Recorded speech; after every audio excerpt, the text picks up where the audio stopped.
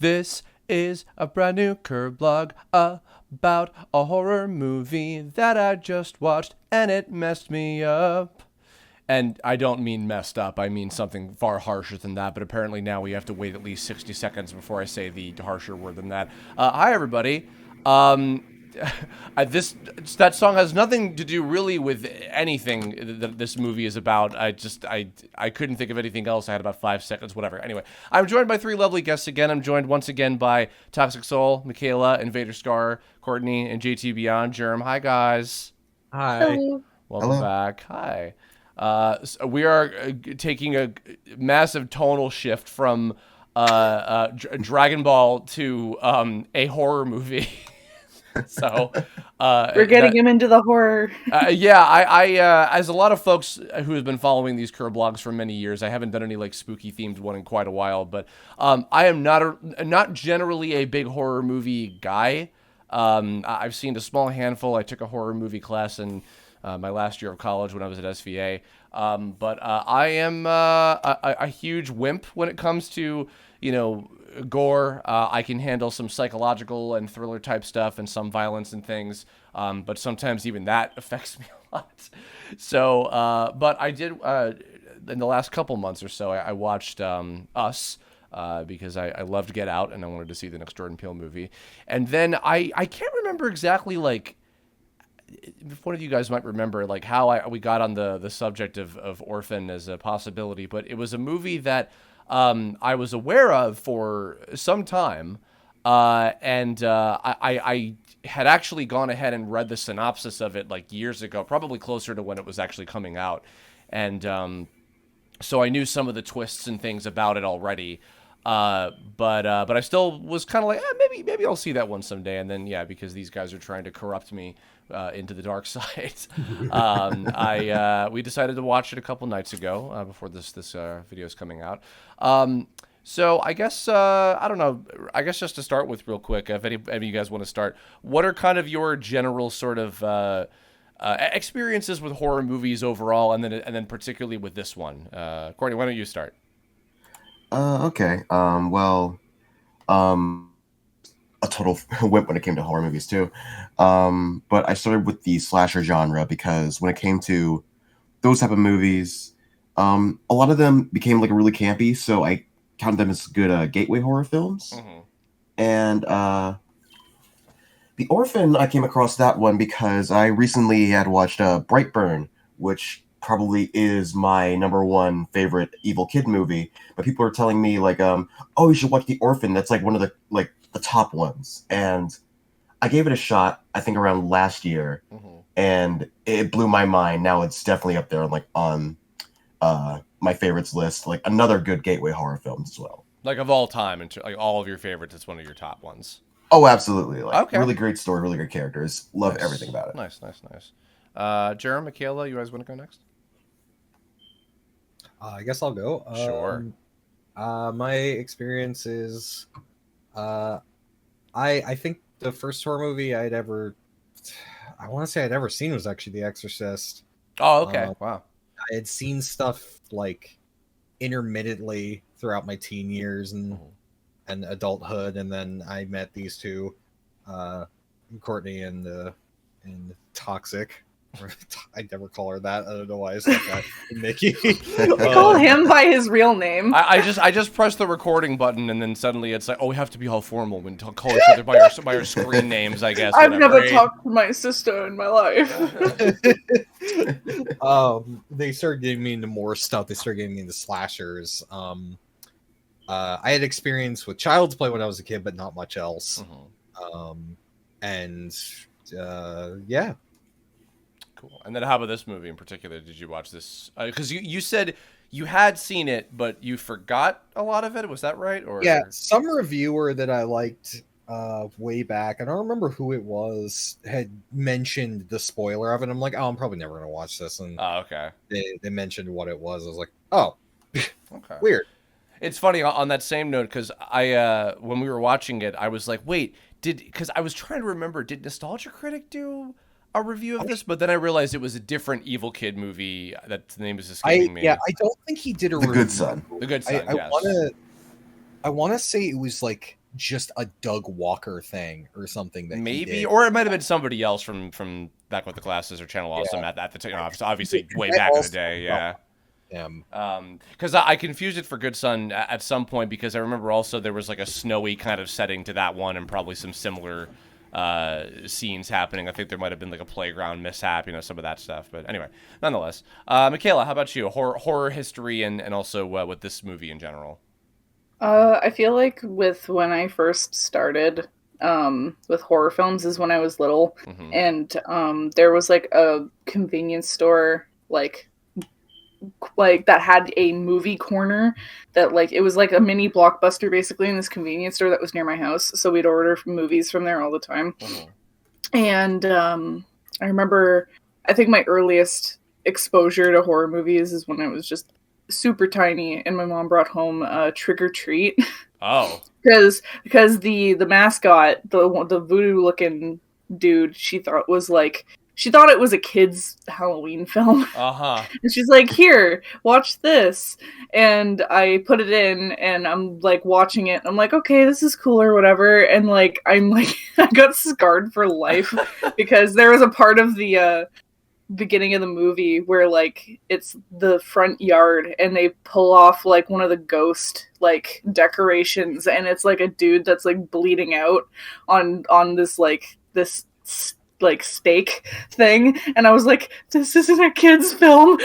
How old were you when that happened? I want to say I was like under the age of 10. I was like maybe 9. God, I was also I was also exposed to Chucky at a very young age because my mom found those movies hilarious. Likewise. So there was she was watching them, and this is when I was also young. I think I was like maybe 10 or 11, and it was back when my room was literally lined. The walls was lined with freaking porcelain dolls from my grandma. That my grandma would give me one like every year, I guess, as like a gift. And I'm like, I don't care about these things, but whatever. Like my mom would put them up on the shelves or whatever. And there was this one day where she was watching it in the living room, and I happened to like catch a glance of it of like Chucky like killing a girl in the shower or whatever, and he's just like laughing like a maniac, and I'm like, I'm never gonna sleep in my room again. Just all of the porcelain dolls just like surrounding and like looking down at you like, don't go to sleep, Michaela. Yeah, exactly. You'll make us all very lonely.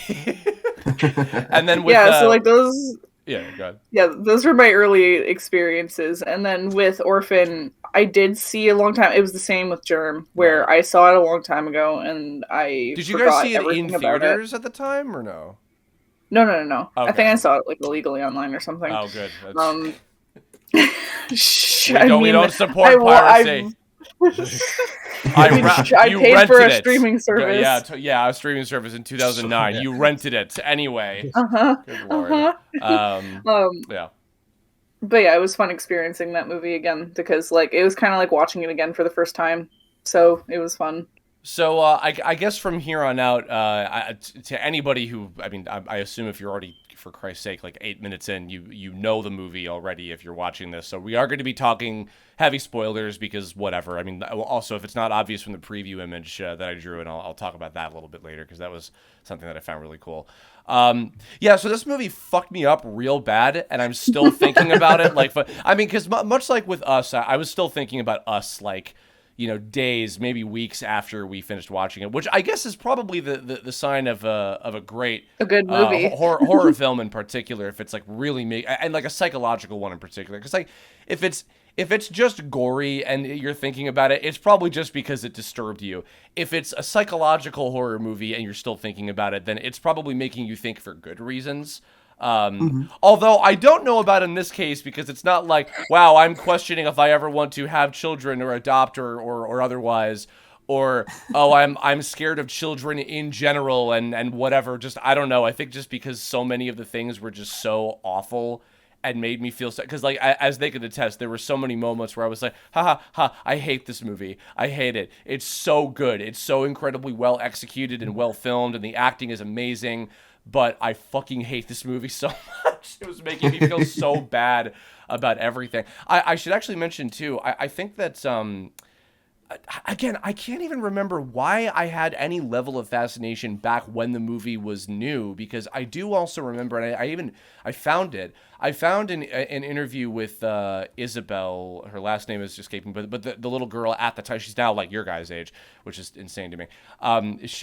She did an interview about playing the character and everything, and talking about it, and I saw that, and I've always been. I've always been really impressed by like very, very talented kid actors in general, both like on camera and voiceover, in general. I think that any kid that has that kind of nuance and performance ability like is so mind blowing, and I'm always like just really, really impressed by that. So I figured like in particular, oh, she was going to be a huge highlight. I knew I recognized the parents from probably some other things as well. The two actors that play the parents. And don't forget Margot Martindale, and of course, yes, esteemed character actress Margot Martindale, and also CCH Pounder, or CHH Pounder, I think, who was the nun that was in charge of the orphanage, who was the voice of Amanda Waller in the Justice League animated series, which I'm a huge fan of. So that was kind of cool to see her in that. Yeah, so I had a great time with this film, just on a general sense. Like I found it masterful. I can see why it's probably a lot of people's in their top horror movies, because it was so effective. But there were just so many moments throughout it that just like really, really like hurt, or like really made me uncomfortable, or really just like made me question my entire life and like what I'm doing. You're with never myself. gonna look at White Roses the same ever again. Oh no, never. Yeah. And actually, here let's start with that. Let's talk a little bit about not only a general sense of your guys' thoughts on this movie, but a particular moment that really, really stands out. Whether it like fucked you up in that same way, or just as really like cool and memorable. Because for me, there's so many like just fucking insane moments, like of just heart-wrenching stuff, and sad and scary and creepy and etc. But the scene that fucked me up more than anything, and it still makes like a pit in my stomach, is when Esther comes in as a fuck you to the mom, and she has the bouquet of the flowers that were part of the undead third daughter's gravestone, or not gravestone, the little tribute to her. She's a zombie. No, sorry. Did I say? I said unborn. Did I say unborn? Yeah. Did I say undead? You said undead. Oh, Jesus Christ! Yeah, unborn. Good Lord. Sorry. Yeah. Her zombie daughter. Yeah, that was the twist. That was the deleted scene, guys. Fucking spoiled the movie too early. Yeah. Shit. Wow. Yeah. A huge shout out to Zombie Jessica, everybody. Anyway. No, like that. Like just the mom's reaction, and then so it was the combination of, you little bitch, how dare you do this, feeling horrible for the mom, being angry at Lena for doing the my arm, like trying to feign, oh no, she hurt me, which the dad does ultimately fall for, but at least the dad, John comforts Kate of like, I'm sorry, it was my fault, I told her to do something, I wasn't thinking, and just that part in particular, I'm just like, I hate everything. I don't want to live on this planet anymore. More than anything else. I don't know why, but like that's the one that really fucking got me throughout everything. Well, I get why you think that, because like earlier in the movie you see Esther like crying over the flowers, being like, oh, like you're such a good mom, like I can see why you're so sad about this, and like they're looking at the memorial thoughtfully together, and then later on she's just like, ha ha ha, I have the flowers. Well, and it's funny because, and I know, and Courtney, you know the most about this, I believe. I'm sure we'll talk about this probably towards the end, but because I know that there is, I don't know if it's based on, or if there was a novel done like after the movie, but there is like deeper stuff about her origins and everything. When I saw that scene early on, and again, I knew the twist ahead of time that she had dwarfism. I forget the exact term of the condition that she had, but that she was like in her 30s and she was playing a part, and that she was going to fuck over the family. I knew that from the beginning. Right. And but when I saw that scene, I was like, is she faking crying? Is she actually affected by this for the reasons that Michaela, you just described? Or is she, is she affected because it reminds her of something that has to do with her past necessarily? Which I'm not fishing for an answer to confirm or deny that necessarily. But yeah, that was just, that part was it was a fascinating little detail of the fact that she was crying over that, and then an hour later she pulls that stunt, and I'm just like, I want you to die, and when you do eventually die, it will be all the more satisfying. I personally think it was just her being an insanely good actor. Wow. Okay. Just being like, nope, I'm just gonna fake this. Oh, I'll have a quote unquote connection with her, or at least you think so. Well, Right.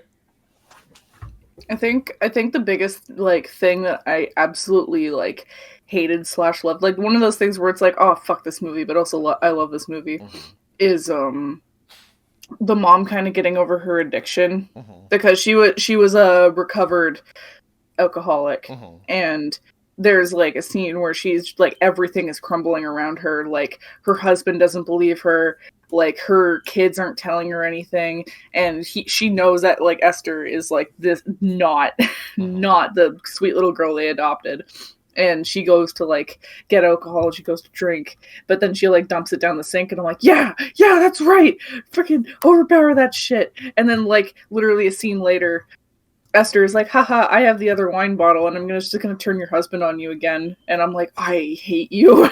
I hate you.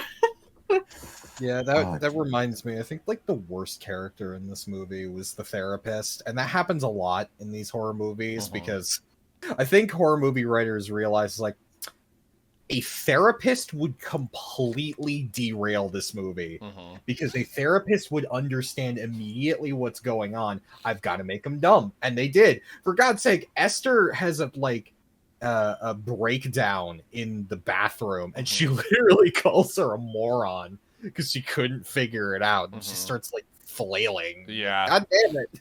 Which was also a very fascinating choice of like. I remember looking at that. I'm like, it's yet an absolute testament to that actor's ability of just like the believability of this. Like, God, this bitch is crazy. But at the same time, I remember seeing that. I was like, why is she like? You'd think that maybe she'd be like laughing to herself insanely or something. It's like, why is she frustrated by the mom's idiocy?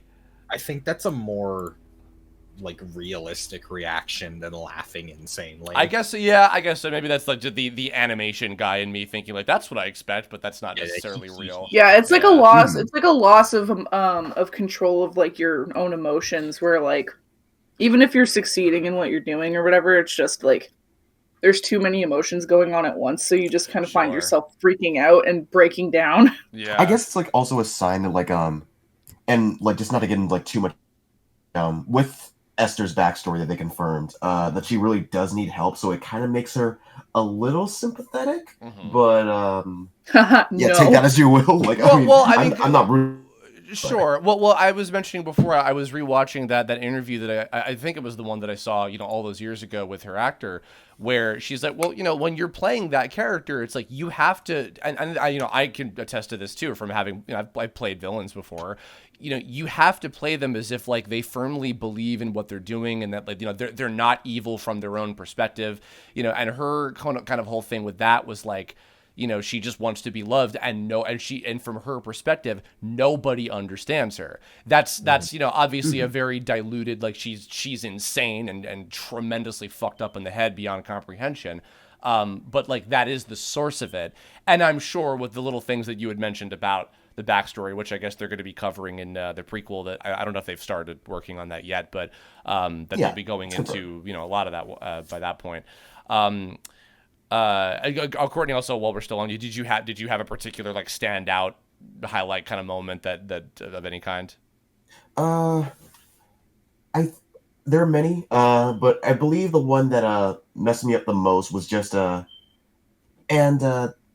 in particular when she's just like going after the children, especially the scene where she traps the son in the burning treehouse. Because the thing about like kids in horror movies is like I usually, and this is going to be weird to say, like I usually don't get that worried for the child in the horror movie, because whenever a child is placed in a horror movie, it's usually as like a I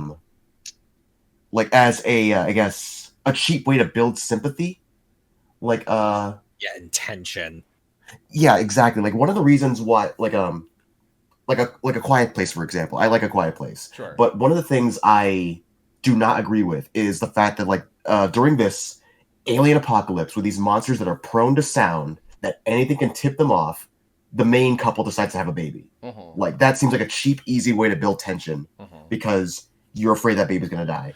But yeah, that actually was just gonna say that's the thing is I found at least a pattern I've noticed by and large with the small handful of horror movies that I have seen throughout the years is it's very rare when they actually do kill off any of the kid characters. Yeah, exactly. They know they're gonna get a conversation from like Mothers of America or whatever, like this. Right, because like even in old slasher movies, like when they say the kids are being attacked, like Freddy Krueger going after kids, they're just adults playing high schoolers, so like you don't feel that bad. But if it's a little kid, then yeah. Well, yeah, with Orphan, I mean, I actually was rereading the synopsis again shortly after because again it was just so much like in my brain. It didn't seem like it was fully confirmed as to whether or not Daniel, the son, survived. Did they intentionally leave that kind of ambiguous? Yeah, like they left it ambiguous, just like make you feel like that was like a really bold move in my opinion because even in some of the best horror movies, like the ones I like Child's Play, for example, with Andy, like another good kid actor. Like, of course he's not gonna die, but like he does make you feel as though his life is in danger. And in The Orphan, these kids really you really feel for these children. You feel like they could die, like they're not gonna cop out on them. Max MVP. Oh, absolutely, yeah. Poor Max, like. That's the farthest I've seen a kid go in a horror movie, and like I actually feel extremely scared for them. Like what a wonderful, like perfect character she was. You know, let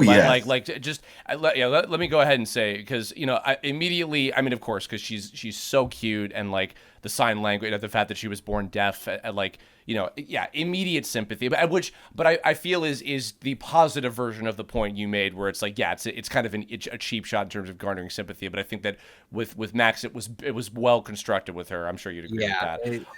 It's funny we mentioned like I just remembered even in A Quiet Place there was also a.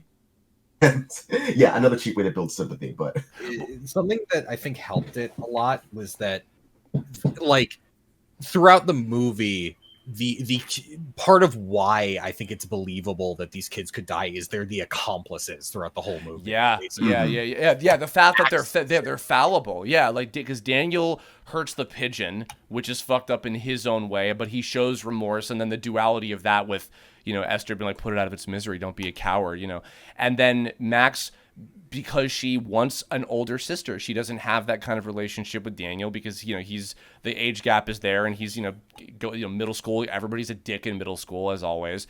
So having that dynamic with her, and she's so nice in the beginning, and she falls for it, and then she's like, oh, I'm in too deep, and yet. That one moment where even with how south as things go, that moment where Daniel and Max are like, we got to work together on this, we have to stop her, and even though knowing like, oh, she's out there listening, she's now she knows that everybody's her enemy and this is bad, like that was such an empowering moment to see, like, okay, the adults are screwed because John is hypnotized and has no idea what's going on. Kate is slowly, her mind is fucking deteriorating because she's being gaslit by every human being on Earth right now. And the kids are now the only one in the know that maybe might have the power to do something. And seeing them kind of like fight as like the heroes in some sense, like that was so, like it's funny because you look at that and sometimes it can feel kind of pandery of like they're the kid character, like the kid entry, kind of way, but it's like no, that was absolutely that. I'm 32 now, and I felt like I was entering into the story through the eyes of the kid characters, being like, we have to save the day, we have to stop the bad guy. Agreed. Oh my gosh. God, what else? I mean, I guess from talking briefly about just like the aesthetics of it and everything. I really loved. I mean, I've just as all great horror movies. Again, this is me the not an aficionado here, not any kind of expert, but I did really love the lighting. I loved the environments that they chose. That's something that many horror movies mess up constantly. Yeah, it's so important. Yeah. Oh, here's this movie. I forget the name of it. I want to say it was like The Calling or something, where it was like a short synopsis is like this lady moves into a new apartment. She keeps getting phone calls from this older woman who is assumed dead, and she doesn't understand what's going on. And there's like it's like a brick wall that was been there since the beginning, but it's a brick wall behind a closet kind of thing where the closet door opens to it. So you're like, what's that? Oh. The lighting in that movie is terrible. Oh, really? You can never see anything. Even when they are sitting out on a park bench, the lighting, it's, from what I can tell, it's like natural lighting on a digital camera. Like you didn't edit it or color grade it or anything. It's just very, very like, oh, this is really dark and this is really light. But her apartment was impossible to see in. Oh, fun. Well, I mean, yeah, because of course, I feel like probably most horror movies are meant to be watched in the dark anyway. Yeah, this was too dark, though. Yeah, if you can't see fucking anything, it's like, what are you doing? Yeah. Environment-wise, too, I mean, I'm a huge fan, like, in general, like, for any kind of story. Like, I love snowy, icy kind of environments and stuff. The usage of the frozen pond and how that was actually kind of a consistent thing from beginning to end of the movie. I thought that was stellar. That was a good usage of that. On another visual note, entirely, because while I was drawing, I was very mildly trying to capture a little bit of just like the colors and everything. But Esther's glow in the dark psycho paintings were incredibly fascinating and beautiful to look at. I don't know who the artist was that did those for the actual film itself, like not the character, of course, but and the usage of that. I mean, that I rewatched that one scene where John walks into the room and sees them all and rips them off and sees like the porn drawing she did, and the difference between like, here's the shipping one that I did of you and Kate, and here's the one of you and me, and it's like, oh God, oh Jesus. Oh God, no. Yeah, no. and then and even actually, because I was looking at the comments and people seeing like it was half like, oh God, this is what was my favorite scene because it was so like disturbing and cool, and then half the comments being like, yo, this girl's talented. Why didn't she just become an artist? She would have lived a much happier life. Like Hitler. Her and Hitler the same way. And they both. Oh no. Oh Christ! And even I think the credits sequence too used a lot of like visual stuff that was very similar. If I remember correctly, in the credits they actually do a little quick thing where they show how she made the paint with like a highlighter. She like dumped it out and then like. Oh, okay. A couple other things to make it. Like, oh, that's cute. Cool.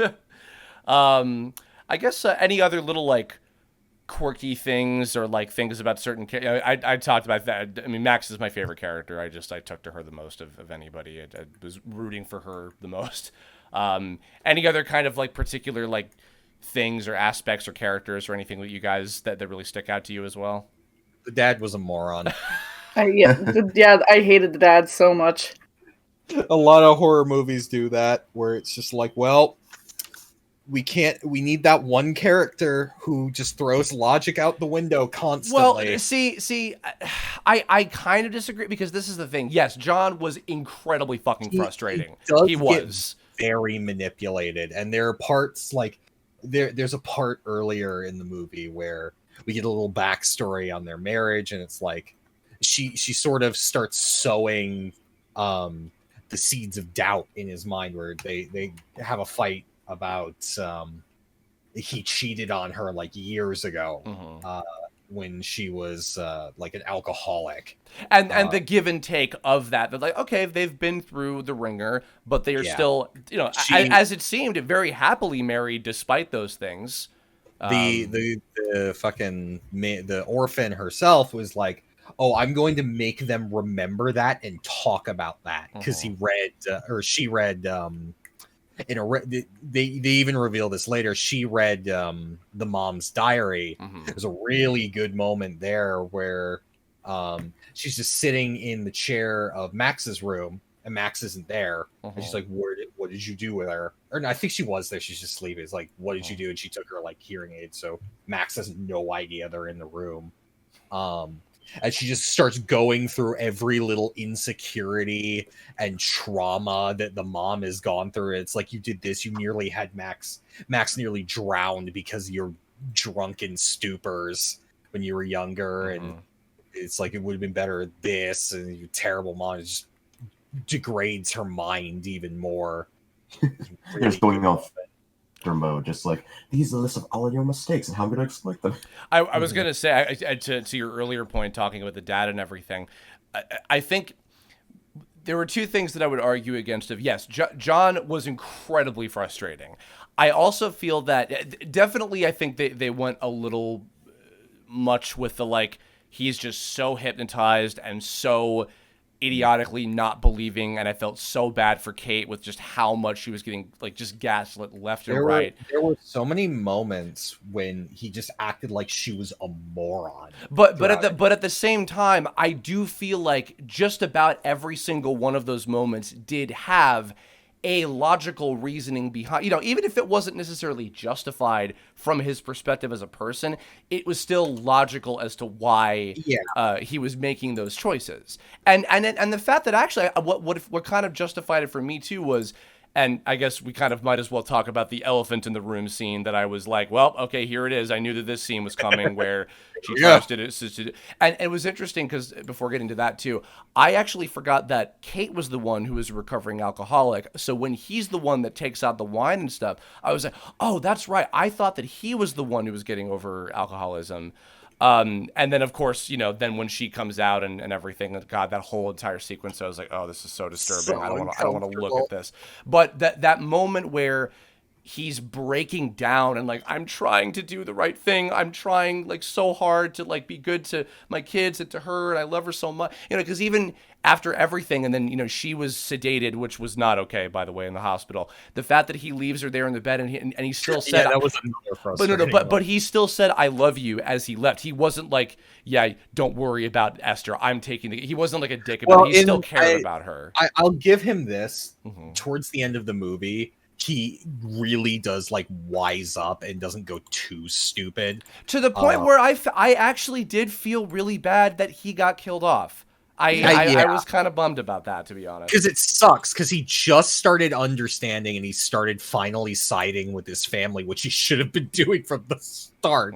Which is like a thing I've also seen in like these evil kid movies where one of the common tropes is one parent is going to believe like there's something wrong, the other parent is completely oblivious because they just love their child too much.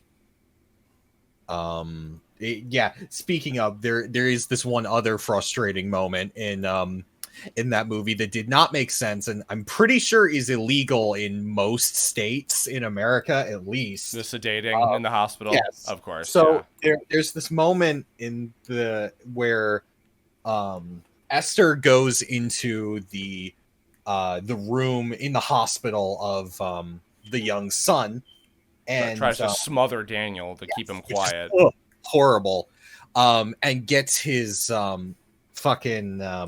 gets his beeper to go off. She's very smart about this too. She like puts his heart monitor on her finger so it won't get anyone to go in the room. And then right after she's done smothering him, she puts it back on him and people know he's going into cardiac arrest. The mom immediately knows who did it. Esther shows up in front of everybody. Perfect timing with the soda can she went to go get with her alibi of, Grandma, can I go get a soda? And she like tackles her. Is like, what did you do to my son? Yep. And for some reason, they sedate her like it was an insane asylum or something. Yeah. And it's totally not something I think a hospital can do. It's like, oh come on, like that's weird. That bit, admittedly, that was a little touch of a stretch for sure. I don't know if there was like maybe some detail to that was glossed over that maybe none of us caught or something. That maybe that's me being devil's advocate too much. But yeah, that was like, I don't know. Like, Michaela, how about you? You've been quiet. Any other kind of standout things? No, friggin', you guys pretty much covered the only other ones that like stood out to me. Like, what have we not covered? It's up to you.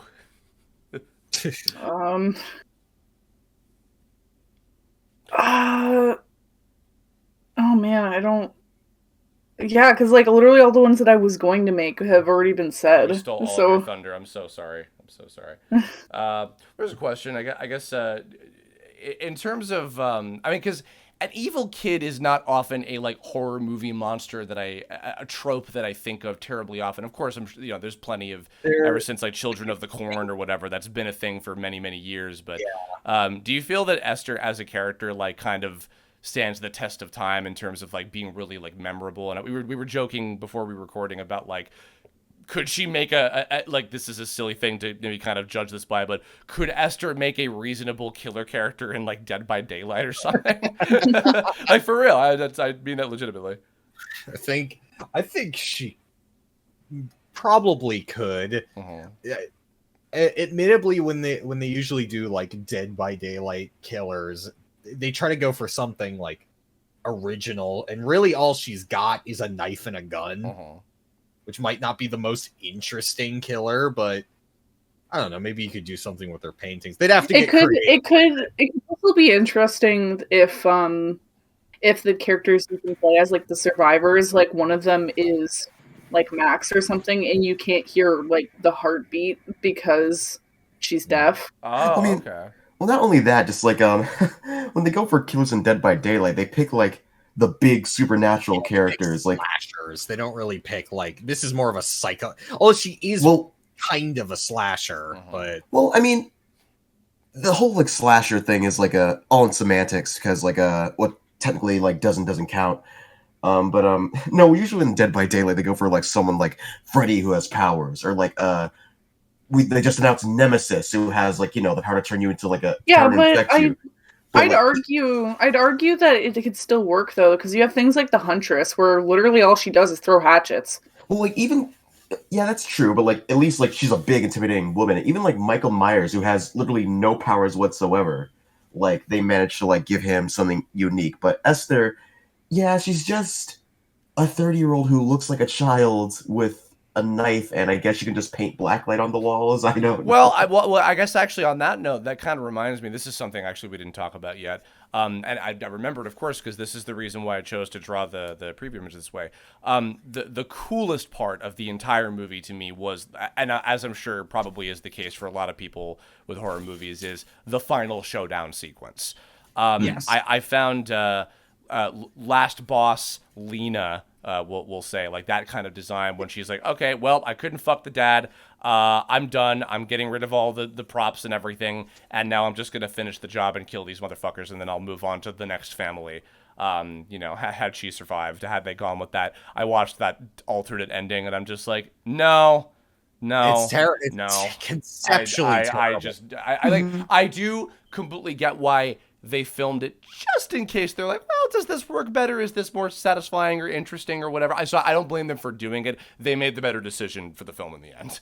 Absolutely. But yeah, that final sequence, like with the house. I was reminded, Jerome, when we started, you were talking about how you were like so annoyed at how like, God, why is every place in this movie so like bougie and like rich and shit? Bougie. I know, and I'm like, I get that, but at the same time, and this lent itself to the final showdown sequence where it's like, but here's a big house for, yes, obviously they're very fucking well off, but their big ass house that's gonna get fucking burned down eventually by her.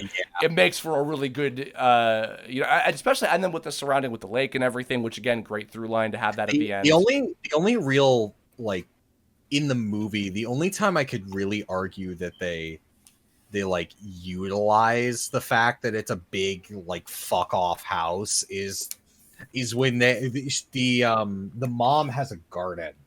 It's a built-in like house garden. Greenhouse, It's the only time I can really say that it's like, okay, I get this bougie house now. Every other time it's like, you could have filmed that in like a neighborhood. I know, and also not to mention and Daniel had like a legit fucking like dream treehouse that like little boys are like, I wanted that shit when I was like 5 or whatever, of course, every kid fucking wanted one. Oh, absolutely. Yeah, that's fair. That's not exclusively a little boy thing. That was lame of me to say. Sorry. Mikhail, actually, question. This is kind of for you specifically, because I know you love character design and just like killer monster movie characters. So the final boss Esther, like that kind of shift from all the many different like dresses and stuff and all that. Like, did you like the kind of transformation at the end with her?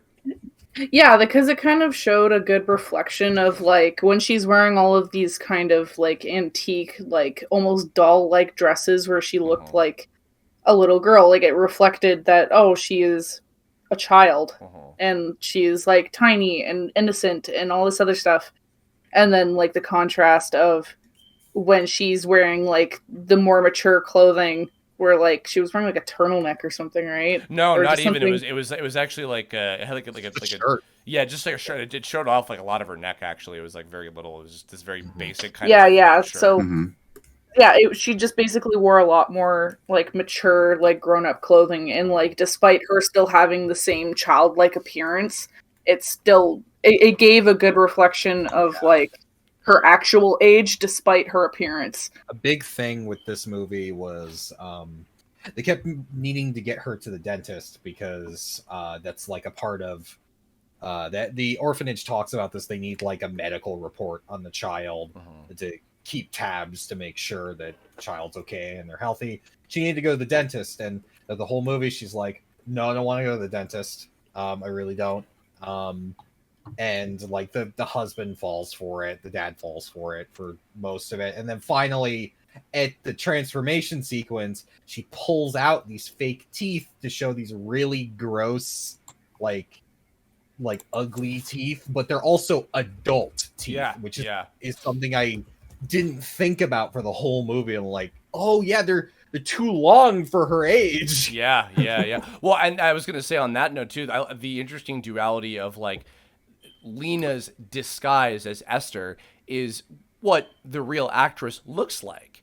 And you know, in the universe of the movie itself, like that was Esther using, or that was Lena using makeup and stuff to make herself look younger than she actually was. You know, even with her condition and everything. And then the fact that like she takes off the disguise and she looks a lot more, which I made a comment about how like, wow, movie, way to make 33-year-olds look like decrepit and disgusting, because I think she was like biologically 33. But then again, also I'm sure she wasn't taking care of herself and she was insane and all that stuff, you know, like health wise. But well, yeah, she was literally from an insane asylum. Yeah. But it was just funny, like the fact that then the actual like the production of the movie, then they're using makeup to make the actor look older, like the kind of the weird like opposite kind of thing of that was kind of fascinating to me. I will say they do go into detail with her backstory that like the reason why of course she doesn't like take care of herself, like because they explain she feels more accepted when she looks when she takes the role as Esther instead of Lena, and for much darker reasons. Yeah, with the confirmation of that we're getting this, I guess it's Orphan First Kill, I think is what they're calling it. Yeah. And have they started on it yet? I know they've announced it by now, and I guess apparently Isabel Furman, I think her name is. She's reprising Lena. Yeah, like they did confirm that, like, and they haven't explained how she's going to like There's so many ways now dance over that way. Yeah, but we can assume it's going to be possibly computer generated. Like we're not sure just yet. I would imagine like a combination of some. I mean, because technology has come such a long way since 2009 alone. Yeah, probably a combination of some CGI stuff and likely you know, like some body doubling and things like that. But I guess so. Courtney, don't answer this yet. So to German Michaela, any particular things for a prequel that you would be interested to see when it comes to the study of Esther's character? I mean, I'd like to see her family, like her biological family. I want to see her when she was actually a kid. Okay. Yeah.